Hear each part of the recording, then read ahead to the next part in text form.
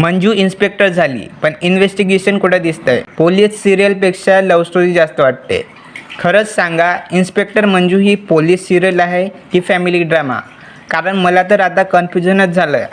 Manju inspector झाली, पण तिच्या करिअरमधला दुसरा केस कधी येणार? महाराष्ट्रातले गुन्हेगार संपले का? एक केस एवढा लांब चाललं आहे की तो संपेपर्यंत मंजूचं प्रमोशन होऊन ACP होईल. आणि सत्या हा माणूस नेमका करतो काय? याला स्वतःचा व्यवसाय, नोकरी, मित्र काहीच नाही का? दिवसाचे 24 तास मंजूचाच विचार. आईसाहेब तर गुगल मॅपपेक्षाही जास्त मंजूला ट्रॅक करतात. मंजू कुठे गेली, काय केलं, कोणाशी बोलली, सगळी माहिती तयार. पोलीस स्टेशनमध्ये काम कमी आणि घरातल्या बैठका जास्त.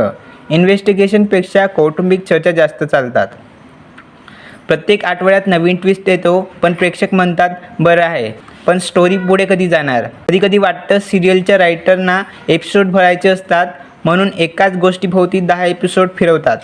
क्राईम सिरियलमध्ये गुन्हेगारी शोधायला पाहिजे, पण इथे रिलेशनशिप स्टेटस अपडेट जास्त मिळतात. आता तर प्रेक्षकांना केसचं मिस्ट्री कमी आणि पुढचा इमोशनल सीन कोणाचा असेल याचीच उत्सुकता असते. हे फक्त माझं मत आहे. तुम्हाला काय वाटतं? इन्स्पेक्टर मंजूमध्ये इन्व्हेस्टिगेशन कमी आणि ड्रामा जास्त आहे का?